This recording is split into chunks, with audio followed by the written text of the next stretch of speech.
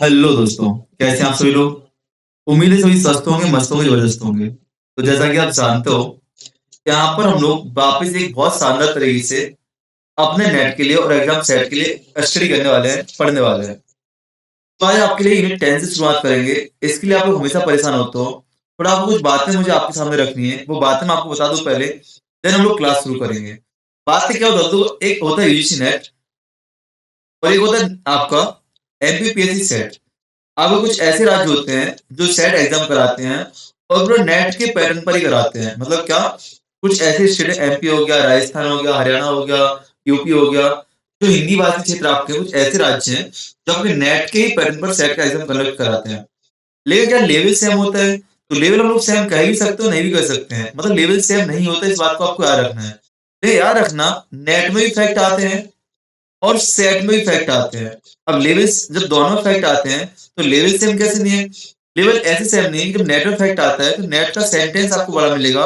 एक क्वेश्चन के अंदर 2-3 आपको ऑप्शन मिल जाएँगे, बट सेट में सिर्फ वन लाइनर फैक्ट आपके सामने आता है। क्या आता है? वन लाइनर फैक्ट आपके सामने आता है। लेकिन आप सिलेबस देखेंगे, सिलेबस दोनों का आपको to the point, line to line same मिलेगा। मतलब पढ़ना हमें सारी चीज़ सेम है, बट उसका यूज़ करना आपको अलग से आना चाहिए। उसका यूज़ करना आपको अलग से आना चाहिए। कहने का मतलब है कि देखो, यदि आप सेट के लिए एक फैक्ट पढ़ेंगे, सेट के लिए एक फैक्ट पढ़ेंगे, तो नेट के लिए आपको पूरा कॉन्सेप्ट पढ़ना पड़ेगा। नेट के लिए क्या आपको पूरा कॉन्सेप्ट पढ़ना पड़ेगा। अब ऐसे समझो कि अगर सेट के लिए आपको एक फैक्ट पढ़ना है, तो नेट के लिए आपको कॉन्सेप्ट पूरा पढ़ना पड़ेगा, डायग्राम पूरा पढ़ना पड़ेगा, हर चीज़ पढ़नी पड़ेगी। इस बात को आपको याद रखना है। तो आपकी जो क्लास होने वाली है आपकी, ये स्टेट एलिजिबिलिटी टेस्ट के लिए भी है और आपके नेट के लिए भी है, नेशनल एलिजिबिलिटी टेस्ट के लिए भी है। इस बात को आपको याद रखना है। क्लासेस बायलैंग्वेज रहेंगी, कंटेंट मैं आपको पहले ही शेयर कर देता हूँ। पीडीएफ मैंने आपको पहले ही शेयर कर दी। पीडीएफ आपको कहाँ मिलेगी? पीडीएफ आप जाएँगे तो आपको डेस्टिनी मेकर नाम से टेलीग्राम चैनल मिलेगा या यूजीसी नेट जेआरएफ जंक्शन नाम से आपको मिलेगा। यूजीसी नेट जेआरएफ जंक्शन नाम से आपको टेलीग्राम चैनल मिल जाएगा। वहाँ पे आपको सारी पीडीएफ मिल जाती है, आपको पीपीटी मिल जाती है। इस बात को आपको याद रखना है। इसलिए पीडीएफ की डिमांड कोई नहीं करेगा। और क्या क्लास बायलैंग्वेज में? बिल्कुल आपको जो वर्ड्स रहेंगे, कीवर्ड्स का लाइन टू लाइन पूरा बायलैंग्वेज रहेगा। मोस्टली मैं हिंदी में समझाऊँगा, कुछ चीज़ें इंग्लिश में भी समझा दिया करूँगा, जिससे क्लास बायलैंग्वेज आपकी हो जाए, ठीक है ना? बट मुझे हिंदी में कम्फर्ट होता है तो मैं हिंदी में रहूँगा। ऐसा नहीं कि ज़बरदस्ती माथापच्ची करने के लिए इंग्लिश पकड़ूँ, नहीं। इंग्लिश सामने लिखिए, यदि आप इंग्लिश का रोल समझ सकते हैं, तो इंग्लिश आपको समझना पड़ेगी। मैं हाई क्लास इंग्लिश में नहीं जाऊँ, स्पेशली बोल रहा हूँ मैं। क्यों हिंदी में कम्फर्ट हूँ, तो हिंदी में माथापच्ची करो, क्यों इंग्लिश में जाऊँ? ठीक है ना? और साथ ही साथ पढ़ाते-पढ़ाते थोड़ा याद रखना, मैंने पहले तो नेट और सेट में क्या फ़र्क है, जब मैं आपको पढ़ाऊँगा तो बात करूँगा नेट की और सेट की साथ-साथ में। तो आपको थोड़ा बताता जाऊँगा कि हाँ, यहाँ से ऐसे क्वेश्चन नेट में आ सकता है, यहाँ से सेट में आ सकता है। और जब भी आप शुरुआत करते हो, कहाँ से? यूनिट 10 से। ठीक है, इतनी बात मेरी क्लियर हो गई? अब शुरुआत करते हैं यूनिट 10 से। और हाँ, मेरे साथ क्लास का पैटर्न क्या रहेगा मैं आपको बता दूँ। मैं क्लास को आपको टू द पॉइंट क्लास दूँगा, जो आपके एग्ज़ाम ओरिएंटेड होगी, जो आपके एग्ज़ाम के सिलेबस के अकॉर्डिंग होगी। ठीक है ना? जो आपकी प्रैक्टिस क्वेश्चन की क्लास है वो आपकी अलग चलेंगी। प्रैक्टिस क्वेश्चन क्लास आपको अलग मिलेंगी और यहाँ पे आपको कंटेंट क्लास आपको अलग मिलेगी, सेशन क्लास आपको अलग मिलेगी। इस बात को आपको याद रखना है। जो प्रैक्टिस क्लास आपकी रहेगी वो भी बाइलिंगुअल रहेगी और यहाँ पे आपको बाइलिंगुअल रहेगी। इसकी आपको पीपीटी या पीडीएफ जो आपकी है, आपको पहले ही भेज दी जाएगी क्लास की, आपको देखना है। ठीक है ना? साथ ही साथ इसमें या तो टॉपिक वाइज़ क्लास होगी, सुन लेना है आपके, या तो टॉपिक वाइज़ क्लास होगी या आपकी यूनिट वाइज़ क्लास होगी। क्या होगी? या तो टॉपिक वाइज़ होगी या यूनिट वाइज़ होगी। ऐसा नहीं होगा कि अब क्लास 10 मिनट की हो या 20 मिनट की हो, 12 मिनट की, नहीं। या तो पूरा एक टॉपिक ही इसमें कवर कराया जाएगा, या तो इसमें पूरा क्या है, एक टॉपिक कवर कराया जाएगा, या टॉपिक नहीं होगा तो ये आपकी यूनिट कवर कराई जाएगी। बात समझ में आ रहा है? अब क्लास को देखोगे कैसे, क्लास को यूज़ कैसे करोगे? तो क्लास को यूज़ करने का तरीका यदि आपने लास्ट मेरी जो क्लास मैंने आपको कराई थी मैराथन क्लास, अगर आपने वो क्लास देखी होंगी, तो मैं आपको यूज़ करने का तरीका बताता हूँ कि पीडीएफ, पीपीटी मैं आपको पहले भेज देता हूँ, उसका प्रिंट आउट आपको लेना है, उसका प्रिंट आउट आपको लेना है और जब क्लास में आपको बैठना है बेटा, जब क्लास में आपको बैठना है तो उसको लेके बैठना है। जैसे एक टॉपिक होता है या एक सब्जेक्ट होता है या क्लास 5 से 10 मिनट जाती है, आपका माइंड जब तक चल रहा है आप क्लास को देखेंगे, देन क्लास को पॉज़ करेंगे, क्लास को पॉज़ करेंगे और क्लास को पॉज़ करने के बाद जहाँ तक आपने क्लास में देख लिया उसको पढ़ेंगे, रीड करेंगे। फिर आप क्लास को आगे बढ़ाएँगे, फिर उसको रीड करेंगे, फिर क्लास को आगे बढ़ाएँगे, फिर उसको रीड करेंगे। मतलब कि आप मेरी तरफ से बिल्कुल नहीं समझेंगे कि मैं आपको गैप दे रहा हूँ या कुछ दे रहा हूँ, नहीं। आपको क्लास को अपने तरीके से यूज़ करना है। आपको मेरे तरीके से नहीं पढ़ना है, आपको क्लास को अपनी क्षमताओं के अनुसार। ये तो हर बच्चे की क्षमता अलग होती है। मेरी क्षमता 1 घंटे की हो सकती है, 5 मिनट की हो सकती है, 50 घंटे की हो सकती है। बट आपकी क्षमता कितनी है, आप कितनी चीज़ को माइंड में डाल पाओ, वो आपको यूज़ करना है। तो आप एक प्रोफ़ेसर बनने जा रहे हो, आप एक बहुत बड़ा एग्ज़ाम देने जा रहे हो, तो आपको वहाँ पे उस चीज़ को ध्यान रखना है। और दूसरी बात ध्यान रखना, इतिहास विषय आपको बहुत टफ होता है, आसान नहीं होता है, इसलिए हम लोग बहुत आसानी से, सावधानी से टू द पॉइंट एग्ज़ाम के ओरिएंटेड चलेंगे और सिलेबस के अकॉर्डिंग चलेंगे। अगर हम लोग देखो अब हमारे पास इसका पर्याप्त समय है, मार्च में आपका एग्ज़ाम सेट का एग्ज़ाम आपका मार्च में है, ध्यान रखना और जून में आपका एग्ज़ाम नेट का है। तो अभी मैं आपको क्लास दे अभी तो मैराथन क्लास कराई थी, तो शॉर्ट में गया था। बट अब क्लास में आपको दूँगा तो थोड़ी डिटेल में रहेंगी, चर्चाएँ रहेंगी, बात को समझाने का प्रयास रहेगा, ठीक है ना? और फैक्ट आपको सारे मिलेंगे, फैक्ट आपको बहुत सारे मिलेंगे। मैं बोलता यदि आप इन क्लास को रेगुलर कर लेते हो और इन पीडीएफ को पढ़ लेते हो तो आपको अलग से बुक्स की नीड नहीं है। बट आपसे एक सपोर्ट मैं आपसे क्या चाहूँगा, यदि आपको लगता है कोई फैक्ट गलत है या मैंने कोई चीज़ गलत पढ़ा दी है, तो आप उसको तुरंत कमेंट में करेंगे। ये नहीं देखेंगे कि किसी और ने कमेंट किया कि नहीं किया। मैं उस कमेंट को रिस्पॉन्स दूँगा। जैसे नेक्स्ट टाइम आया था आई थिंक सूरज सर ने, सूरज नाम है, क्या नाम है? सूरज सर ने 2 फैक्ट पकड़े थे वो मैंने गलत बताए थे। उन्होंने बताया टाइपिंग मिस्टेक थी। मैंने उसपे तुरंत उसको पिन किया था और तुरंत रिस्पॉन्स दिया था, हाँ, आई थिंक मैंने गलत कर दी तो सही कर लेना आप लोग। इससे क्या रहेगा, यदि कोई फैक्ट गलत हो जाता है, अब क्लास तो मैं एडिट कर नहीं सकता हूँ। तो क्या होता है उस फैक्ट को कमेंट में आप लोग देख लेते हो। तो मैं कहूँगा यदि आप जब क्लास देख रहे हो, तो एक तो क्लास में आपको थैंक यू लिख के कमेंट करना है कि हाँ सर मैंने क्लास देखी, थैंक यू सो मच। या थैंक यू नहीं लिख के आपको फीडबैक देना है, स्टार है, 5 स्टार है, 2 स्टार है, 3 स्टार है, वो आपको काम करना है। और सबसे बड़ी बात, आप जो फैक्ट आपको इम्पोर्टेंट लग रहे हैं, आप उन फैक्ट्स को क्या करोगे, क्लास में टाइप कर दोगे। क्या जिससे आपको नोट्स, शॉर्ट नोट्स बनते जाएँगे, ठीक है ना? हालाँकि पीडीएफ पे भी आप चाहो तो लिखते जाओ साइड में अपना प्रिंट आउट पे, बट आप क्लास में क्या करोगे कुछ पॉइंट टाइप करोगे लास्ट में, जिससे मुझे लगेगा आपकी अटेंडेंस लगी, आपने क्लास देखी है और जो अन्य लोग हैं उनको भी एक साथ क्या आपको कुछ पॉइंट्स आपको इम्पोर्टेंट मिल जाएँगे, ठीक है ना? और कोई नया फैक्ट जो क्लास में नहीं पढ़ा है, उस फैक्ट को आप लोग जोड़ सकते हैं, ठीक है ना? चलो, तो शुरुआत करते हैं यूनिट 10 की इकाई 10 से आपकी। यहाँ पे आपका सबसे पहले सिलेबस देखते हैं, तो यूनिट 10 का नाम क्या है? ऐतिहासिक historical method, research methodology and historiography. जब भी बात करते हैं हिस्टोग्राफी में, आपके माइंड में फैक्ट यहाँ से आते हैं, बुक्स यहाँ से आती हैं, तो बिल्कुल आते हैं, फैक्ट यहाँ से आते हैं, बुक्स यहाँ से आती है। लेकिन देखो यदि बुक्स हमें याद करना है, मैं बोल रहा हूँ कि 50 बुक्स की लिस्ट मैं आपको बना दूँ, इनको याद कर लो। 50 स्टेटमेंट मैं आपको दे दूँ, आप इनको याद कर लो, नहीं कर पाओगे। लेकिन यदि मैं डिवाइड कर दूँ, मैं बोल दूँ कि कुछ स्टेटमेंट ए प्रकार के हैं, कुछ स्टेटमेंट बी प्रकार के हैं, कुछ स्टेटमेंट सी प्रकार के, तो आप उनको इंटरलिंक करके आसानी से याद कर सकते हो। आसानी से याद कर सकते हो। और इसको पढ़ने के लिए आपको पहले सिलेबस देखना पड़ेगा। आप लोग मोस्टली क्या होता है, यूनिट 10 हम लोग छोड़ देते हैं। तो उसी यूनिट 10 से शुरुआत कर रहे हैं, उसका सिलेबस देखो। तो आपको सबसे पहले क्या, स्कोप ऑफ हिस्ट्री, इतिहास विषय का विस्तार, भूमिका और महत्व देखना है आपको। इतिहास का विस्तार क्या है, इतिहास की भूमिका क्या है, महत्व क्या है? इतिहास का इम्पोर्टेंस क्या है? आप समझो, अब इतना ही महत्व समझ लो कि आप आज जिस अवस्था में बैठे हो, आज आप जिस अवस्था में बैठे हो, उस अवस्था तक पहुँचने के लिए आपके माँ-बाप ने, आपके दादा-दादी ने, नाना-नानी ने किस प्रकार से संघर्ष किया जीवन से, किस प्रकार से पर्यावरण के साथ क्या किया, अपना निमित्त साधन किया, अपना लाइफ स्टाइल को सेट किया, कैसे अपनी जीवन शैली में बदलाव किया, तो आपके लिए वही इतिहास हो गया। मतलब कि आपकी वर्तमान ज़िंदगी आप कैसे जी रहे हो, उसको जानने का स्रोत जो हमारा इतिहास है, उसको हम इतिहास से जानते हैं। इतिहास में वस्तुनिष्ठता क्या होती है, पूर्वाग्रह क्या होता है। अब सब्जेक्टिविटी, ऑब्जेक्टिविटी क्या होती है और यहाँ पे आपको बायसनेस क्या होती है, पूर्वाग्रह क्या होता है। तो इसको आपको समझना पड़ेगा। देखो, अभी इसको हम लोग पूरा डिटेल में पढ़ेंगे। इसको हम लोग क्या पूरा डिटेल में यहाँ पे सिलेबस है, एक-एक टॉपिक पे मैंने नोट्स बनाए। एक-एक टॉपिक में सारे टॉपिक्स में नोट्स बनाए हैं, ठीक है ना? याद रखना सारे टॉपिक्स में नोट्स मैंने आपके बनाए हैं। तो इन शॉर्ट में बस 2 सब्जेक्ट आते हैं आपके, एक वस्तुनिष्ठता आती है, एक आपकी व्यक्तिनिष्ठता आती है, एक आपकी ऑब्जेक्टिविटी आती है, क्या आती है? कहाँ गया? इसी पे लिखते हैं, मैं आपको साफ कर लूँ इसको। मैं यहीं पे लिखूँगा, इससे आपको क्या कहीं और नहीं भटकना पड़ेगा। ठीक है, इसको फालतू चीज़ें को हटा दूँ मैं? 1 सेकंड बस। देखो, बात तो राइटिंग भी अच्छी आ रही, क्यों? आज थोड़ा लोकेशन बहुत प्रॉपर लोकेशन आ चुकी है। जब लोकेशन आ गई ना, तो लोकेशन में लिखने की व्यवस्था है यहाँ पे। स्टूडियो टाइप से तो नहीं, बट हाँ, टेबल है, चेयर है, सारी चीज़ आपके पास यहाँ पे है। तो एक होती है आपकी ऑब्जेक्टिविटी, एक होती है सब्जेक्टिविटी। ऑब्जेक्टिविटी जैसे आपको विकल्प, ऑब्जेक्ट के विकल्प होते हैं। मतलब कि यदि मैंने एक गिलास रख दिया यहाँ पे, मैंने एक गिलास रख दिया यहाँ पे, उस गिलास में क्या पानी भर दिया है, उस गिलास में पानी भर दिया है, उस गिलास में क्या है, पानी भर दिया है। तो कई लोग बोलेंगे कि पानी क्या है? ये पानी, ये आधा गिलास भरा हुआ है। कई कई लोग क्या बोलेंगे इसको कि आधा गिलास भरा हुआ है। क्या? आधा गिलास भरा हुआ है। कई लोग क्या बोलेंगे कि आधा गिलास खाली है, आधा गिलास खाली है। कई लोग क्या इसको बोलेंगे, आधा गिलास खाली है। बोलेंगे नहीं? क्या है? आधा गिलास खाली है। और कई लोग इसको समझेंगे कि इसमें हवा भरी हुई है, हवा भरी हुई है। तो वस्तुनिष्ठता जो आपको होती है, किसी भी विषय पर सोचने के लिए आपको पर्याप्त मौका देती है, स्वतंत्रता देती है। जो वस्तुनिष्ठता होती है, क्या करती है? किसी विषय पर आपको सोचने के लिए बस क्या देती है? पर्याप्त मौका देती है। अगर बात करूँ मैं सिंधु घाटी सभ्यता की, अगर सिंधु घाटी सभ्यता में आपको मोहर मिल रही है, या आपको कोई लिपि मिल रही है वहाँ पे, तो आप उस लिपि का उपयोग कैसे कर रहे हैं? शिक्षा के लिए कर रहे हैं या किसी चीज़ को दर्शाने के लिए कर रहे हैं? किस चीज़ तो हर व्यक्ति अलग-अलग बातें सोचेगा। तो व्यक्तिनिष्ठता क्या होती है, वस्तुनिष्ठता क्या होती है? आप फ्री अप्रोच के साथ सोच पा रहे हो और पूर्वाग्रह क्या होता है? आप किसी भी चीज़ को लेके बायस्ड नहीं है। जैसे मैं बोलूँ, एक कॉमन सा एग्ज़ाम्पल मान लो, हम लोग इस्लाम को लेके बायस्ड होते हैं। तो क्या? इस्लाम को लेके बायस्ड होते हैं। मध्यकालीन भारत को लेके बायस्ड होते हैं, पूर्वाग्रह से ग्रसित होते हैं। वो तो मूर्ति भंजक लोग थे, उन्होंने मूर्तियाँ तोड़ी थी। जब हम इतिहास लेखन की बात करते हैं और मध्यकाल का अध्ययन करते हैं, क्या करते हैं? मध्यकाल का अध्ययन करते हैं, तुम्हारे माइंड में वो सारी चीज़ें पहले से रहती हैं और हम उसी दृष्टिकोण से अपने इतिहास को देखते हैं। क्या?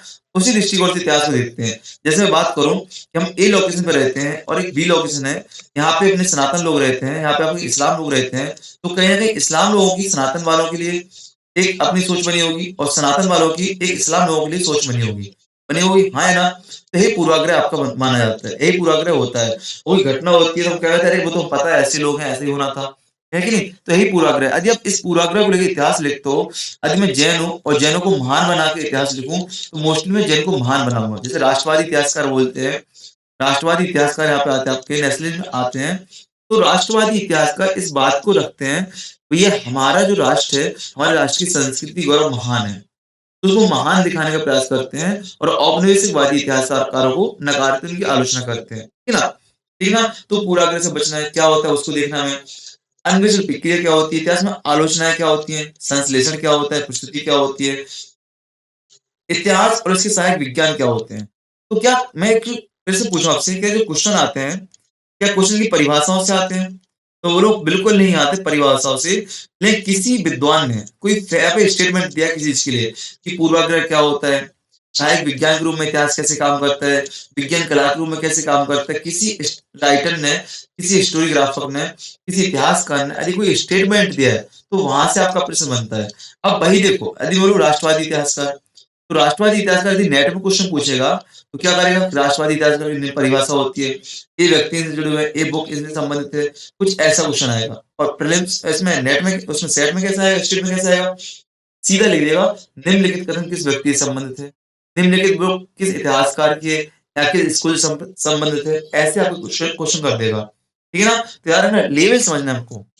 इतिहास में कार्य कारण संबंध और कल्पना। अब कार्य कारण सिद्धांत क्या होता है? जैसे हम बोलते हैं हर चीज किसी कारण से होती है, तो कार्य कारण संबंध क्या है, इसको पढ़ना पड़ेगा। इतिहासकार बोलते हैं जैसे सिंधु घाटी सभ्यता आई है, वैदिक काल आया है, उसका पतन हुआ है, सिंधु घाटी सभ्यता का उद्भव हुआ है, तो किसी न किसी कारण से हुआ है। तो क्या है वो देखना है हमें, ठीक है ना? क्षेत्रीय इतिहास के महत्व का, क्षेत्रीय इतिहास को जानना है हमें। असम का इतिहास क्या है, बुंदेलखंड का क्या है, मालवा क्या है, क्षेत्रीय इतिहास है क्या चीज? क्षेत्रीय इतिहास लेकर में टाइनबी क्या कहते हैं, लैंडपुल क्या कहते हैं, विभिन्न इतिहासकार क्या कहते हैं, उनको जानना है। भारतीय इतिहास में आधुनिक प्रवृत्तियाँ, क्या भारतीय इतिहास कोई आपकी मॉडर्न ट्रेंड लिखे गए? मॉडर्न ट्रेंड को इतिहास लिखा जा रहा है? शोध कार्य प्रणाली क्या है? रिसर्च मेथोडोलॉजी क्या है? इतिहास का परिकल्पना क्या है? प्रस्ताव शोध पत्र क्या है? अगर आपको याद हो पीएचडी करने जाते हैं या रिसर्च करते हैं, तो पहले क्या निकालते हैं आप? सॉल्यूशन, समस्या निकालते हैं। समस्या क्या है? ठीक है ना? फिर आप क्या करते हैं? शोध के लिए प्रश्न खड़ा करते हैं, कौन-सा प्रश्न है? ठीक है ना? फिर आप शोध प्रपत्र बनाने सोचते हैं, भूमिका बनाते हैं कि ऐसे शोध करना है। फिर आप क्या करते हैं? समीक्षा करते हैं, जो पहले शोध हुई समीक्षा करते हैं। फिर आप क्या करते हैं? रिसर्च गैप निकालते हैं, गैप निकाल के क्या-क्या गैप है, वो देखते हैं। फिर आप उसको कैसे भरोगे, वो देखते हो। एक प्रॉपर तरीके से आप क्या करते हो कि शोध के लिए काम करते हो। तो वही आपकी शोध कार्यप्रणाली क्या है? स्रोतों का संग्रह क्या है? प्राथमिक स्रोत क्या होते हैं? द्वितीयक स्रोत क्या होते हैं? इतिहास शोध में प्रवृत्तियाँ कैसे होती हैं? वर्तमान इतिहास, भारतीय इतिहास लेखन क्या है? इतिहास में विषय का चयन कैसे करना होता है?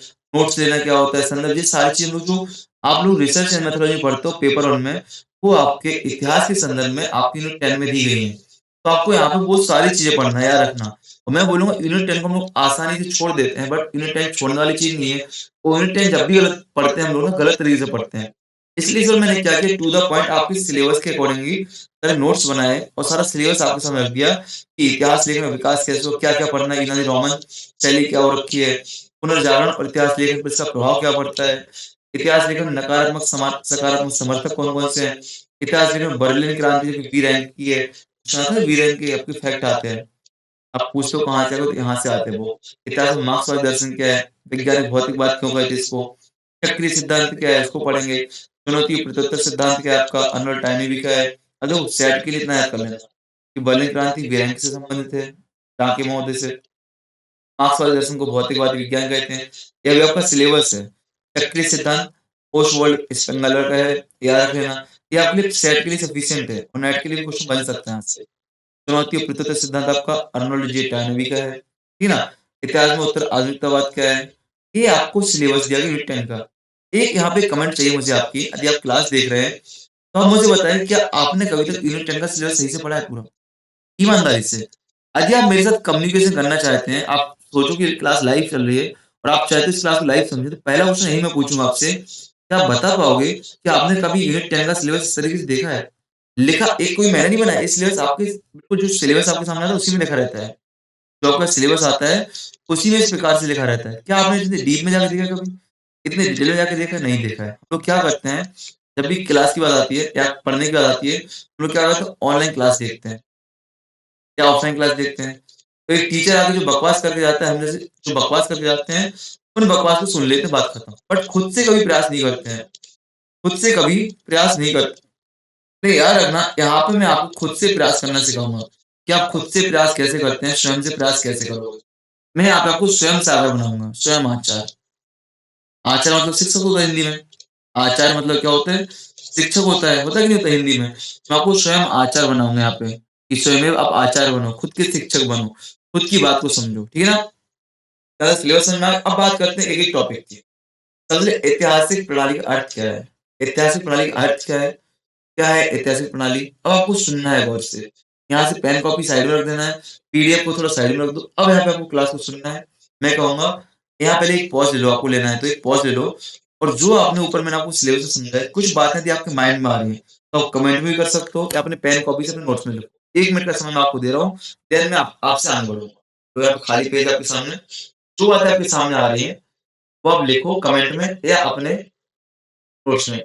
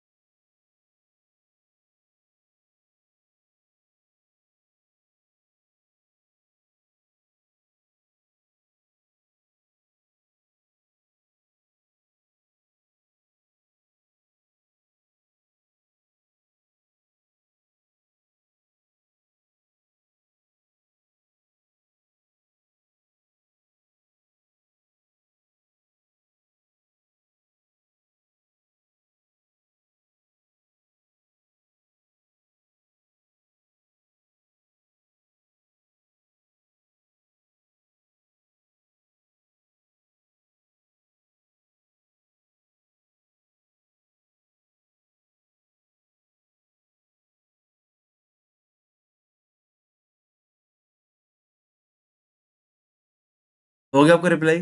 चलो, तो बढ़िया रहा आपका। अब कुछ माइंड चला, आपको यहाँ पे थिंकिंग आपको करनी है।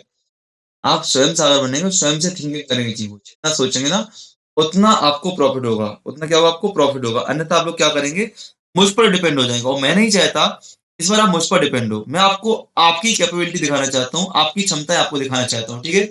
चलो आगे बढ़ें हम लोग और उम्मीद है आवाज़ वगैरह सब बेहतर होगी, अच्छे से आ रही होगी, ठीक है ना? अब बात करते हैं ऐतिहासिक प्रणाली की। ऐतिहासिक प्रणाली का अर्थ क्या होता है? ऐतिहासिक प्रणाली है क्या चीज़? इस चिड़िया का नाम क्या है? Meaning of the historical method. अब देखो, बात करूँ मैं, यहाँ पे बहुत सारी डेफिनेशन आपको मिल जाएँगी। स्टेज मिल जाएँगी, सब चीज़ें मिल जाएँगी। है क्या चीज़? ऐतिहासिक प्रणाली। देखो यहाँ पे लिखा हुआ है, ऐतिहासिक प्रणाली क्या एक वैज्ञानिक प्रक्रिया है। क्या एक वैज्ञानिक प्रक्रिया है? तो हिस्टोरिक मेथड है, मेथड प्रणाली। मैं आपसे बोलूँगा, रोटी बनाने की कोई प्रणाली होती है, कोई मेथड होता है? बिल्कुल होता है। खाना बनाने का कोई तरीका होता है? होता है। मैगी बनाने का, आप मैगी बनाते हो, चाय बनाते हो, कोई तरीका होता है? होता है। तो चाय चाय क्या होता है? चाय बनाने की प्रणाली। चाय बनाने का तरीका ऐसी ऐतिहासिक प्रणाली क्या है? आपको इतिहास को जानने के लिए। जो इतिहासकार होता है इसमें क्या होता है? जो इतिहासकार आपका होता है, अतीत की घटनाओं को जानता है भाई साहब। क्या करता है? अतीत की घटनाओं का अध्ययन करता है, परीक्षण करता है, उसको व्याख्या करता है। जैसे कोई घटना हुई है, जैसे मैं बोलूँ, मुझे एक यहाँ पे क्या मिला है? यहाँ पे एक जलकुंड मिला है अतीत का। तो अगर उस पर कुछ लिखा होगा तो बेहतर ऑप्शन है, अगर नहीं लिखा होगा तो उसका मैं परीक्षण करूँगा कितने टाइम पुराना है, क्यों बनाया गया, उसकी फिर व्याख्या करूँगा मैं। तो ऐतिहासिक प्रणाली क्या है? ऐतिहासिक प्रणाली एक वैज्ञानिक प्रक्रिया है, ऐसा साइंटिफिक मेथड है, इसके माध्यम से क्या होता है, सिमेंटिक और साइंटिफिक मेथड है, इसके माध्यम से क्या है कि हिस्टोरियन जो आपका स्टडी करता है, एग्जामिन करता है, इंटरप्रेट पास्ट इवेंट्स, क्या करता है, व्याख्या करता है पुरानी घटनाओं की, अतीत की घटनाओं की क्या करता है, व्याख्या करता है। यह विधिवत प्रक्रिया है जो तथ्यों के संग्रह, विश्लेषण और सत्यापन पर आधारित है। मतलब कि आप फैक्ट को इकट्ठा कर लो, आप पहले क्या करो, जानकारी इकट्ठा कर लो, क्या करो, जानकारी को इकट्ठा करते हो, उनका विश्लेषण करते हो, क्या करते हो, उनका विश्लेषण करते हो और उनका सत्यापन करते हो। फिर क्या करते हो कि व्याख्याएं करते हो कि हाँ सही है कि नहीं है, कैसे है, कैसे नहीं है, यदि निम्नलिखित जलकुंड मिल रहा है तो हमें क्यों मिला हुआ है, ठीक है ना, क्यों मिला हुआ है। तो ऐतिहासिक प्रणाली आपको समझ में आई कि ऐतिहासिक प्रणाली आपकी क्या होती है। बात करें हम लोग ऐतिहासिक प्रणाली के प्रमुख चरण चरण होते हैं। अब यार ये चरण आपके जो लिखे हैं ना, ये आपके रिसर्च स्टेज लिखे हैं, जो आपके लिखे ना, आप जानो क्या, ये आपकी रिसर्च स्टेज आपकी लिखी हुई है। इस बात को क्या रखना है, आपकी क्या रिसर्च की विभिन्न स्टेज लिखी हुई है।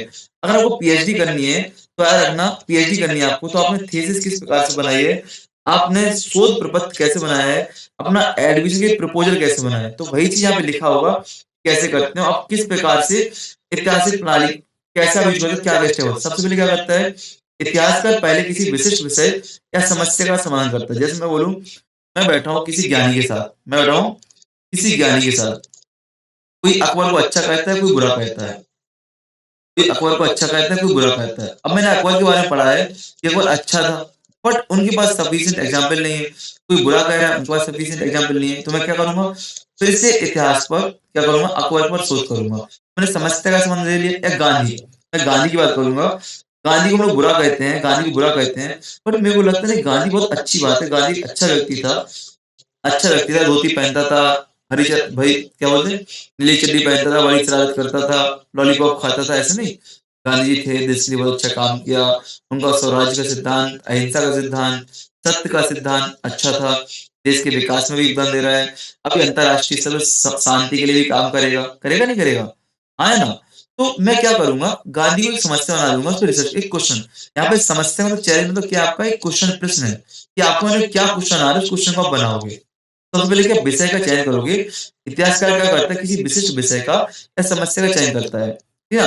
Begin the selection selecting of the specific topic और रिसर्च प्रॉब्लम। देन सेकंड काम क्या होता है उसका, कलेक्शन ऑफ द रिसोर्स, मतलब गांधी को पढ़ने के लिए मेरे पास क्या क्या है, क्या, यदि मैं गांधी की बात कर रहा हूँ तो क्या क्या रिसोर्स मेरे पास गांधी को पढ़ने के हैं, प्राइमरी रिसोर्स हैं या कुछ सेकेंडरी रिसोर्स भी मेरे पास है, क्या, या कुछ सेकेंडरी रिसोर्स भी मेरे पास हैं।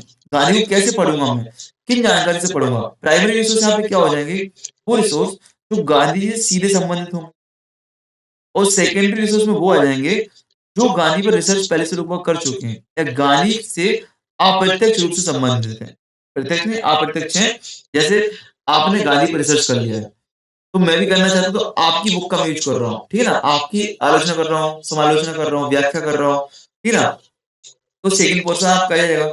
फिर आप स्रोतों का परीक्षण, अब स्रोतों का परीक्षण करूंगा ना मैं, तो ये सीधे स्रोत जो निकाले मैंने, वो क्या है, आपके सत्य है कि नहीं है, ऑथेंटिक है कि नहीं है। तो मैं क्या करूंगा, जो आपके स्रोत होंगे उसका थर्ड स्टेज क्या आ जाएगा मेरे पास, उनको मैं क्या करूंगा, क्रिटिसिज्म ऑफ सोर्सेज, स्रोतों का परीक्षण करूंगा, उनकी ऑथेंटिसिटी की पहचान करूंगा और रिलेवेंटी, विश्वसनीयता की जांच करूंगा। मैं क्या करूंगा, मैं प्रमाणिकता की जांच करूंगा और विश्वसनीयता की, ये जो स्रोत मैंने प्राप्त किया है वो प्रमाणिक है कि नहीं है, वो प्रमाणिक है कि नहीं है, विश्वसनीय है कि नहीं है, ठीक है ना। फिर बात करूंगा, व्याख्या करूंगा, एकत्रित तथ्यों पर विश्लेषण करूंगा, क्या करूंगा, एक संगत रूप से जोड़ने का प्रयास करूंगा और अंत में निष्कर्ष लिखूंगा, अंत में क्या करूंगा, निष्कर्ष लिखूंगा। याद रखना, आप जो रिसर्च के स्टेप पढ़ते हैं वही आपके ऐतिहासिक प्रणाली के स्टेप में कोई अलग नहीं है। तो आपको याद रखना क्या क्या स्टेप आपके आ गए। नंबर एक क्या करेंगे, हम लोग प्रॉब्लम जनरेट करेंगे, क्या अपनी अपनी लैंग्वेज याद करो, पहले क्या करेंगे, हम लोग प्रॉब्लम जनरेट करेंगे।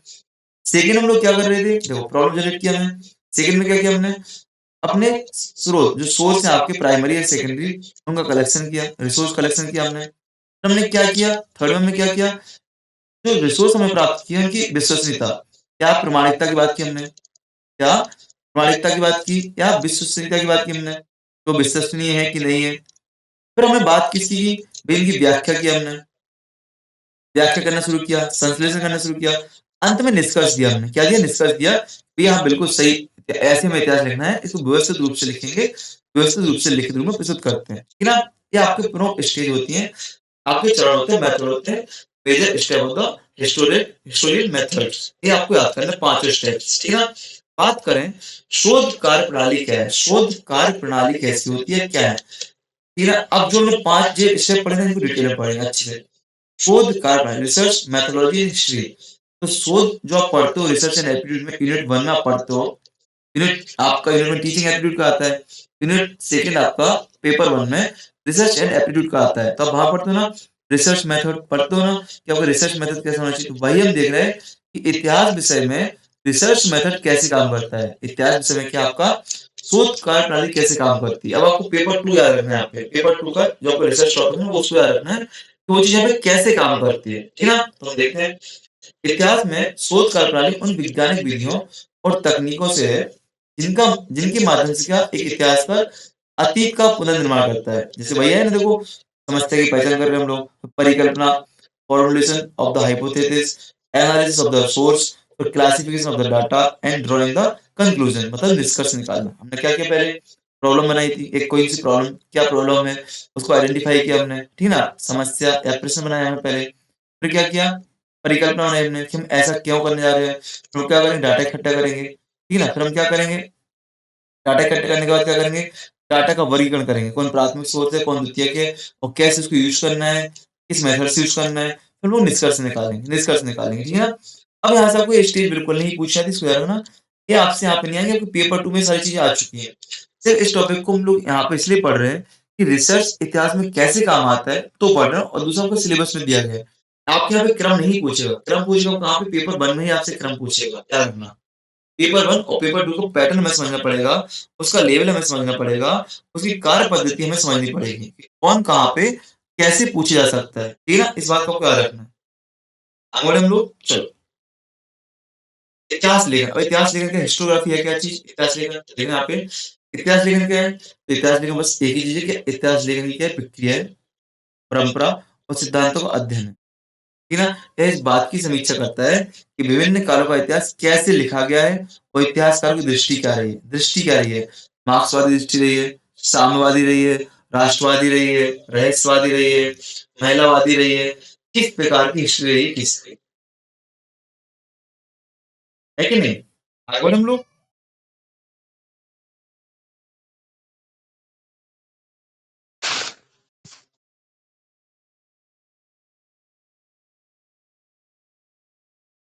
कहाँ तक पहुँच गए थे? हाँ, इतिहास लेखन। तो इतिहास लेखन है क्या? हिस्टोग्राफी है क्या? इस बात को हम समझते हैं। इस बात को समझते हैं। तो इतिहास लेखन एक ऐसी प्रक्रिया, परंपरा या सिद्धांतों का अध्ययन है क्या यह इस बात की समीक्षा करता है कि विभिन्न कालों का इतिहास कैसे लिखा गया। इतिहासकार की दृष्टि क्या रही है? इतिहासकार राष्ट्रवादी दृष्टिकोण से लिख रहा है या मार्क्सवादी दृष्टिकोण से लिख रहा है या प्राच्यवादी दृष्टिकोण से लिख रहा है, किस दृष्टिकोण से इतिहासकार लिख रहा है, ठीक है ना? किस दृष्टिकोण से इतिहास लिख रहा है, या इतिहास में कोई राजनीतिक व्यक्ति है या कोई राजनीतिक दरबार में रह के कोई व्यक्ति लिख रहा है, ठीक है ना, किस प्रकार से लिख रहा है। तो उसको हम जानने के लिए क्या इतिहास लेखन को समझते हैं, क्या हिस्टोग्राफी। आपको बता दूं जो हम लोग अभी शब्दावली पढ़ रहे हैं ना, आपको कोई विशेष चीज नहीं पढ़ रहे हैं। तो भी आपका यूनिट दिया गया है, जो यूनिट 10 दिया गया है, उसमें जो आपको शीर्षक दिया गया ना, उसी शीर्षक को हमने समझा। अभी हम लोग टॉपिक पे नहीं गए, अभी सिर्फ शीर्षक को हमने समझा डिटेल में क्या चीज़ कैसे है। जैसे बात करूँ प्राचीन भारत में इतिहास लेखन पुराण और राज तरंगिणी में लिखा जाता था। पुराणों में आपको क्या वंशावलियाँ दी गई हैं। आप पढ़ते हो मत्स्य पुराण में सातवाहन दिए गए हैं, ठीक है ना? वायु पुराण में पढ़ते हो आप लोग। राज तरंगिणी में कश्मीर का इतिहास दिया गया आपको, दिया गया कि नहीं दिया गया? मध्यकालीन इतिहास लेखन की बात करें तो तवारीख में इतिहास लिखा हुआ है। कुछ यात्रा वृतांत आपको मिलते हैं अब्दुल रज़्ज़ाक जैसे यात्रियों के। वहीं आधुनिक बात करें तो आधुनिक काल को औपनिवेशिक इतिहास, राष्ट्रवादी इतिहास, उपनिवेशवादी इतिहास को, मतलब बहुत सारे दृष्टिकोण आपको आधुनिक काल में दिखते हैं। बात करूँ मैं इतिहास लेखन की प्रवृत्तियाँ क्या होती हैं? इतिहास लेखन की प्रवृत्तियों की बात करूँ यदि मेजर ट्रेंड्स ऑफ हिस्टोग्राफी, तो औपनिवेशिक इतिहास लेखन, आपका नेशनलिस्ट हिस्टोग्राफी, मार्क्सिस्ट इतिहासग्राफी, आपका फेमिनिस्ट आपका हो गया। यहाँ से आपको क्वेश्चन आते हैं, यहाँ पे आपको क्वेश्चन 5 स्टार लगा लेना है। यहाँ से क्वेश्चन आते हैं, इनको हम लोग डिटेल में पढ़ेंगे, और इनको भी शॉर्ट में आप देख लो कैसा क्या है। बात करूँ औपनिवेशिक इतिहास या कॉलोनियल हिस्टोग्राफी, तो इसकी बात करते हैं जो आपके ब्रिटिश इतिहासकार हैं, वो लोग इसके समर्थक हैं, औपनिवेशिक इतिहासकार के समर्थक हैं, इतिहास लेखन के समर्थक हैं। अब औपनिवेशिक इतिहास लेखन होता क्या है, आपको इन शॉर्ट बता दूँ। औपनिवेशिक इतिहास लेखन आपको जो है आर्य सिद्धांत पर बल देता है। आर्य सिद्धांत पर कैसे बल देता है? जो आपके ध्रुवीय प्रदेश के लोग हैं, जो ध्रुवीय प्रदेश के लोग, ये लोग सभ्य हैं। क्या है? ये लोग सभ्य हैं।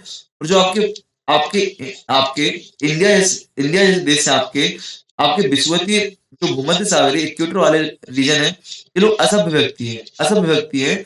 भगवान ने इन्हें सभ्यता का जनक बनाया है और इन असभ्य व्यक्तियों को सभ्यता सिखाने के लिए, संस्कार सिखाने के लिए भगवान ने भेजा है। तो जो औपनिवेशिक इतिहासकार है ना, वो इस प्रकार से इतिहास लिखते हैं कि जो अपने उपनिवेश बनाते हैं, वहाँ पे करने वाले प्रशासन को सही साबित कर सकें। उस प्रशासन को क्या सही साबित कर सकें, इस प्रकार से इतिहास लेखन करते हैं।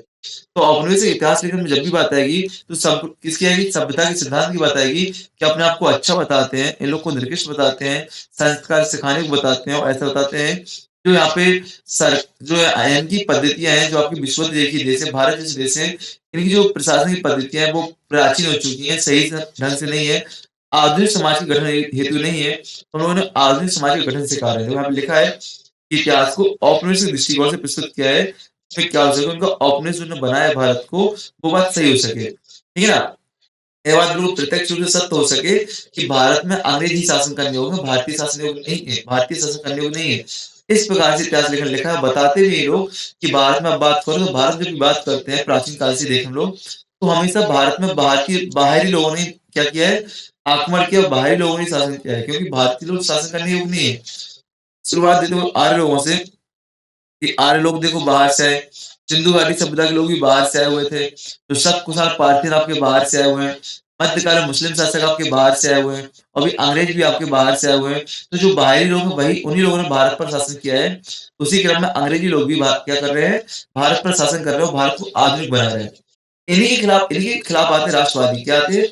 इन्हीं के खिलाफ नेशनलिस्ट आते हैं, राष्ट्रवादी आते हैं, जो अब ऐसे में क्या करते हैं, जो क्या करते हैं, इनकी आलोचना करते हैं। क्या? औपनिवेशिक इतिहास लेखन की आलोचना करते हैं, जो राष्ट्रवादी इतिहासकार आते हैं, औपनिवेशिक इतिहास लेखन की आलोचना करते हैं और बताते हैं कि नहीं ऐसा कुछ भी नहीं है। वो अपने भारतीय राष्ट्रीय गौरव की बात करते हैं, संस्कृति की बात करते हैं, स्वतंत्रता की भावना रखते हैं और इस प्रकार से इतिहास लेखन करते हैं कि अपने अपने प्राचीन लोगों का गुणगान कर सकें। आर्यभट्ट की बात करते हैं, सूरदास की बात करते हैं, ठीक है ना? अपने अकबर की बात उनकी और अशोक की बात करते हैं, राजतरंगिणी की बात करते हैं, पुराणों की बात करते हैं, भगवान राम और सीता की बात करते हैं, मतलब कि अपने प्राचीन इतिहास की गौरव की बात करते हैं, राष्ट्रीय संस्कृति के गौरव की बात करते हैं और औपनिवेशिक इतिहास लेखन की आलोचना करते हैं, ठीक है ना? ये तो आपकी दोनों होगी, आपकी ऐसी विचारधारा जो वर्सेस में आती है। यदि आपसे क्वेश्चन आ जाए कि औपनिवेशिक विचारधारा की शुद्ध आलोचना करने के लिए किस प्रकार का आपका क्या सिद्धांत उपजा? तो राष्ट्रवादी इतिहास लेखन इंडिया में, ठीक है ना? अभी इनको हम डिटेल में पढ़ेंगे, आगे डिटेल में भी आएँगे। कौन से इतिहासकार इन पे क्या परिभाषा बोलते हैं, वो भी आएगा। क्या उनकी बुक्स के नाम है, वो भी आपके आगे आएँगे, टेंशन मत लो। अभी शॉर्ट में हम लोग थोड़ा इन शॉर्ट टॉपिक से जुड़ रहे हैं, समझ रहे हैं। मार्क्सवादी जब इतिहास लेखन की बात आते हैं, तो मार्क्सवादी इतिहास लेखन की बात करते हैं, तो ये लोग वर्ग संघर्ष, ये लोग क्या बोलते हैं? तो जो मार्क्सवादी इतिहास लेखन की बात करें, तो ये औद्योगिक क्रांति की उपज मानी जाती है। क्या? औद्योगिक क्रांति की उपज मानी जाती है। आप देखिए जब भी किसी प्रकार का इतिहास लेखन आता है, तो उसकी पृष्ठभूमि देखना आप लोग। जिस प्रकार की पृष्ठभूमि रहेगी ना, उसी प्रकार उसका नेचर रहेगा। क्या? उसी प्रकार का नेचर रहेगा। जैसे हम इस्लाम की बात करते हैं, इस्लाम को इतने आक्रांता क्यों थे? क्योंकि जनजाति समाज से उत्पन्न हुआ था इस्लाम धर्म, है कि नहीं? तो उस समय आक्रांता थे। तो जब भी जिसकी बात करेंगे हम लोग, जैसे जैन और बौद्ध की बात कर लो, तो अहिंसक प्रवृत्ति रखते हैं लोग। क्यों रखते हैं? हिंसा के बीच में इनका जन्म हुआ था, तो अहिंसक प्रवृत्ति रखेंगे लोग। बात करेंगे जिस भी इतिहास लेखन की बात करो आप लोग, जिसमें राष्ट्रवादी का लिखा, तो राष्ट्रवादी इतिहास लेखन का विचार जो आया, कैसे प्रकट हुआ? औपनिवेशिक इतिहास लेखन के विरोध में प्रकट हुआ, आलोचना में प्रकट हुआ। तो इस प्रकार का इतिहास लेखन है। ऐसे मार्क्सवाद की बात करेंगे, तो जो मार्क्सिस्ट आपका हिस्टोग्राफी है, औद्योगिक इतिहास की औद्योगिक क्रांति आपकी चल रही थी, औद्योगिक विकास आपका चल रहा था, उसी के समय पर इस इतिहास लेखन का विकास हुआ था। जब विकास हुआ, तो किसकी बात करेंगे? मालिक की बात करेंगे या मजदूर की बात करेंगे? किसकी करेंगे? मजदूर की बात करेंगे। जब भी औद्योगिक क्रांति की बात आती है, मार्क्सवाद की बात आती है, तो ऐसे वर्ग संघर्ष का इतिहास लिखते हैं। क्या? ये लोग समाज को जात के आधार पर ना बाँट के पूरे वर्ग में बाँटते हैं, मालिक और नौकर में बाँटते हैं, उपभोक्ता और उपयोगकर्ता के रूप में बाँटते हैं। आर्थिक कारकों को इतिहास लेखन का रीज़न बताते हैं, उत्पादन प्रणाली पर बल देते हैं और बताते हैं कि इतिहास की जब बात करते हैं, तो इतिहास में वर्ग संघर्ष हमेशा होता है और एक वर्ग दूसरे वर्ग को दबाकर आगे बढ़ता है। इसका शानदार एग्ज़ाम्पल ले लो कि हम बात करें ब्राह्मण, क्षत्रिय, शूद्र की, तो जैन और जो बौद्ध थे, क्षत्रिय वर्ग के लोग थे, क्षत्रिय वर्ग के लोग थे। ये लोग समाज की रक्षा करते थे, देश की रक्षा करते थे, हर चीज़ करते थे, तब भी ब्राह्मणों को वर्चस्व आगे था। तो क्षत्रियों को आगे आने के लिए क्या किया? वर्ग संघर्ष किया और इसमें क्या वैश्यों ने इनका साथ भी दिया था, वैश्यों ने इनका साथ भी दिया था इसलिए हम देखते हैं कि जैन और बौद्ध धर्म को ज़्यादा मानने वाले लोग कौन थे? भैया कि वैश्य वर्ग के थे। और आज भी देख लो, जो वणिक वर्ग के लोग मिलेंगे आपको जैन धर्म से मिलेंगे, है कि नहीं मिलेंगे आपको? तो ये लोग मार्क्सवाद के इतिहास में क्या वर्ग संघर्ष की बात करता है, आर्थिक कारकों की बात करता है, बताता है कि जब भी इतिहास में बदलाव आता है तो आर्थिक कारणों के परिणाम से आता है। और इसीलिए क्या नवपाषाण क्रांति की बात करते हैं, सिंधु घाटी सभ्यता की बात करते हैं। तो ये देखो यहाँ पे एक आर्थिक चक्र चेंज हुआ, उत्पादन जो गौतम बुद्ध का काल माना जाता है, उत्पादन का काल माना जाता है। ऐसा कहा जाता है कि यदि गौतम बुद्ध अगर इसमें उत्पादन के साथ-साथ आपका अधिशेष उत्पादन नहीं होता आपका, तो क्या होता भैया यहाँ पे? क्या गौतम बुद्ध अगर वैदिक काल में आते, तो क्या वैदिक काल में भाषण दे पाते? क्या प्रवचन दे पाते? नहीं दे पाते। क्यों? आप ये समझो, वैदिक काल का एक व्यक्ति शिकार करने के लिए जा रहा है। भोजन की खोज में क्या? भोजन की खोज में शिकार करने के लिए यदि वो जा रहा है, शिकार करने के लिए वो जा रहा है, तो क्या आप शिकार करते हुए व्यक्ति को प्रवचन दे पाओगे क्या? नहीं दे पाओगे। वो क्या बोलेगा? चलो ठीक है गौतम भैया, प्रवचन देने आओ, एक काम करो, मैं दौड़ शिकार करने जा रहा हूँ, आप हमारे साथ पीछे-पीछे आ जाओ। है कि नहीं? वहीं हम सुन लेंगे आपको प्रवचन। क्या ऐसा हो पाता? नहीं हो पाता। तो जैसे ही उत्पादन अधिशेष बढ़ा, तो जैन धर्म और बौद्ध धर्म का प्रकट हुआ। एक नया काल आया, एक नया समय आया। तो मार्क्सवादी इतिहास लेखक यही बोलते हैं, क्या बोलते हैं इतिहासकार, कि जब भी कोई बदलाव आता है तो वर्ग संघर्ष के कारण आता है, और इतिहास लेखन ना आर्थिक प्रवृत्तियों पर जोर देते हैं, ठीक है ना? औपनिवेशिक पोस्ट कॉलोनियल हिस्टोग्राफी, अपने औपनिवेशिक दृष्टिकोण की समीक्षा की गई और वैकल्पिक दृष्टिकोण क्या किया प्रदान किया गया। और नारीवादी इतिहास लेखन की महिलाओं की भूमिका और अनुभवों को केंद्र में रखता है, ठीक है ना? स्वतंत्रता के दौरान महिलाओं की योगदान रहा, इतिहास में महिलाओं का योगदान क्या रहा, इस प्रकार की बातें करता है।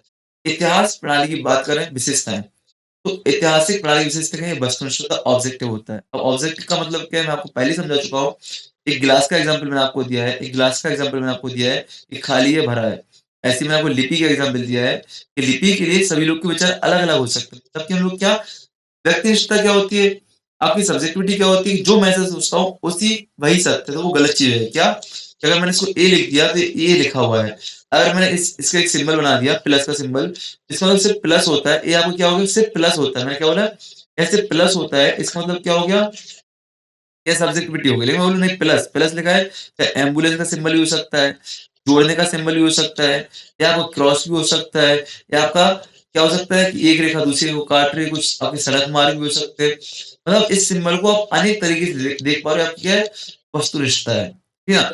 और तथ्यपरकता फैक्ट बेस्ड अप्रोच मतलब कि आप फैक्ट पर काम करोगे। ऐसा नहीं कि आप मनचाही कहानियाँ लिखते रहोगे, इतिहास में ऐसा नहीं है। आपको जो फैक्ट मिलेगा, जो डाटा मिलेगा, उसी के अनुरूप व्याख्या करोगे।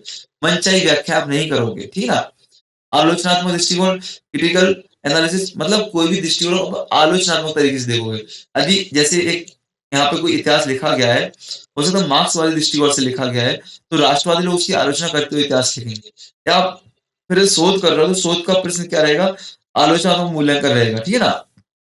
प्रामाणिकता, ऑथेंटिसिटी की बात करोगे, प्रामाणिकता जाँचोगे फैक्ट की, निष्पक्ष मतलब निष्पक्ष होके काम करोगे और सतत कंटीन्यूअस रिवीजन आप करोगे, सतत संशोधन करोगे, जिससे समय-समय पर यदि उसमें कोई बदलाव आता है, तो बदलाव को आप समझ सको। इसलिए मैं आपको हमेशा एग्ज़ाम्पल देता हूँ, रोमिला थापर आंटी का।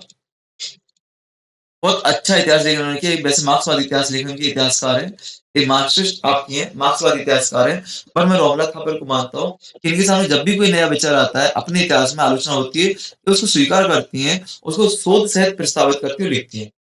अब बात करते हैं इतिहास एक विज्ञान है, कला है। इतिहास क्या है? विज्ञान है कि कला है? It is history of a science as a science और एन आर्ट। क्या इतिहास क्या है? इतिहास को क्या विज्ञान कहा जाता है कि सिर्फ़ कला है? तो इतिहास को विज्ञान भी कहा जाता है क्योंकि यह प्रमाण, कारण और परिणाम के आधार पर काम करती है। प्रमाण प्रमाण मतलब भई क्या सबूत है आपके पास? सबूत पे बात करते ही नहीं, इतिहास क्या करता है? सबूत पे बात करता है, प्रमाण पे बात करता है। कारण ऐसा क्यों हुआ होगा? यदि मैं बोलूँ मुझे एक चांदी का सिक्का मिला, तो चांदी का प्रयोग वहाँ पे क्यों हुआ होगा? क्या कारण है? चांदी का सिक्का क्यों मिला? तांबे का सिक्का क्यों नहीं मिला? लोहे का सिक्का क्यों नहीं मिला? है कि नहीं? उसके परिणाम क्या रहे होंगे? चांदी के सिक्के के परिणाम वही एक कला भी है। क्यों? क्योंकि इतिहासकार कल्पना शक्ति, क्योंकि कला क्यों है? तो विज्ञान क्यों है? कि विज्ञान कैसे प्रमाण पर, कारण पर, परिणाम पर। क्या? आपके एविडेंस पर, लॉजिकल रीज़निंग पर आपका काम करता है कि नहीं? और आर्ट भी आर्ट कैसे भी अपनी कल्पनाशीलता पर हम कल्पना कर पा रहे हैं। कुछ यहाँ पे चांदी का प्रयोग यदि हो रहा है तो क्यों हो रहा होगा? कैसे हो रही कल्पना कर पा रहे हैं, व्याख्या कर पा रहे हैं उसकी। तो कला भी और विज्ञान भी है, यार कला भी विज्ञान भी है। यहाँ से कोई प्रश्न नहीं आएगा आपका। लेकिन यदि आप पीएचडी के लिए इंटरव्यू ले रहे हो, तो आपके एग्ज़ाम के लिए यहाँ से क्वेश्चन बन सकते हैं इंटरव्यू के लिए आपको क्वेश्चन ऐसे बन सकते हैं, इस बात को आपको याद रखना है। इंटरव्यू के लिए आपके लिए क्वेश्चन ऐसे बन सकते हैं और आपके लिए थोड़ा उस सेट में आपको बाय चांस देखने को मिल सकता है, बट इतना डीप में नहीं आएगा। अब इतिहास विषय का अब आते हैं कोई टॉपिक पर। ये आपके अभी तक क्या होगा बेटा, यहाँ मैंने आपको सिर्फ यूनिट समझाई है, सबको यहाँ पे समझा है। अब यहाँ से लोग शुरुआत करते हैं, स्कोप ऑफ हिस्ट्री, रोल और इम्पोर्टेंस। इसको हम लोग देखते हैं, तो पहला लेक्चर यहीं पे करते हैं। बट मैं आगे जाने से पहले आपसे समझना चाहूँगा कि आपको आवाज़ वगैरह क्लियर है? फिर स्पीड सही है, स्पीड कम तो नहीं करना है मुझे, पढ़ाने का तरीका सही है कि नहीं है, वो आपको मुझे बताना है। और थोड़ा मुझे पीपीटी रिफॉर्म भी करना है आई थिंक, कि हर पीपीटी की हेडिंग ऊपर पहुँच गई है। ठीक है ना?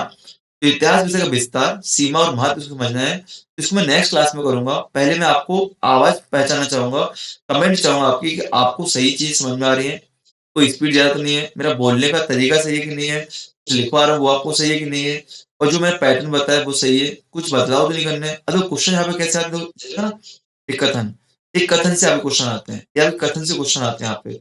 और इन कथन का यदि आपने मीनिंग समझ लिया ना, तो आपको कथन याद हो जाएँगे। और कोशिश मैं यही करूँगा, क्लास में आपको सारी चीज़ें याद कराऊँ। क्लास में क्या करूँ मैं आपको, सारी चीज़ें याद कराऊँ। बुक से क्वेश्चन आते हैं आपके, आते हैं कि नहीं आते? याद रखना, क्लास यदि आपके लिए की जा रही है ना, तो आपके लिए की जा रही है। बस इस क्लास में आपको फीडबैक दे देना है, तो नेक्स्ट क्लास में और बड़ी रखूँगा। ठीक है ना? और क्लास को कैसे यूज़ करना है, वो मैंने आपको पहले ही बता दिया कि क्लास को यूज़ कैसे करेंगे। ठीक है ना? तो बेस्ट ऑफ लक, जय हिंद, जय भारत। लाइक, कमेंट, शेयर और सब्सक्राइब चारों चीज़ मुझे चाहिए। लाइक भी चाहिए आपका, शेयर भी चाहिए, और चैनल सब्सक्राइब किया है तो सब्सक्राइब भी करो, नहीं किया तो सब्सक्राइब करो। और दोस्तों के मोबाइल से करो, घर पे जितने फ़ोन है उनसे करो। बट मुझे सब्सक्राइब चाहिए इसका, ठीक है ना? और आप जिस फ़ोन में क्लास देख रहे हो, उसकी नोटिफ़िकेशन बेल ऑन रखो। अच्छा, क्लास की टाइमिंग बता दूँ आपको, तो क्लास डेली आपको मिलेगी शाम को। क्लास डेली आपको इवनिंग में मिलेगी, कितने बजे? 9 ओ क्लॉक पर मिलेगी, रिकॉर्डिंग मिलेगी। आप डेली कमेंट करेंगे तो नेक्स्ट 1-2 क्लास आपकी कमेंट पढ़ ली जाएँगी, देख ली जाएँगी। मतलब आप कमेंट करोगे तो ऐसा नहीं कि नेक्स्ट क्लास में आपको देख लिया जाए, नहीं। आने वाली 1-2 क्लास में कमेंट्स देख ली जाएँगी, ठीक है ना? यार ना, हम लोग सेट को, नेट का एग्ज़ाम है और सेट का एग्ज़ाम है। सेट और नेट दोनों को फोकस कर रहे हैं और सेट के हिसाब से हम लोग क्वेश्चन भी करेंगे। और साथ में असिस्टेंट प्रोफेसर, साथ में क्या? असिस्टेंट प्रोफेसर के लिए, और साथ में यूपीएससी के लिए हिस्ट्री विषय मैंने पीवाईक्यू शुरू की है, तो आप उन पीवाईक्यू को भी देखेंगे, क्योंकि इतिहास आपको कहीं पे नहीं छोड़ना है। इतिहास चाहे यूपीएससी का हो, चाहे पीएससी का हो, आपको इतिहास कहीं पे नहीं छोड़ना है, तो इतिहास भी आपको पढ़ना है, ठीक है? तो बेस्ट ऑफ लक, जय हिंद, जय भारत, मिलते हैं नेक्स्ट क्लास में।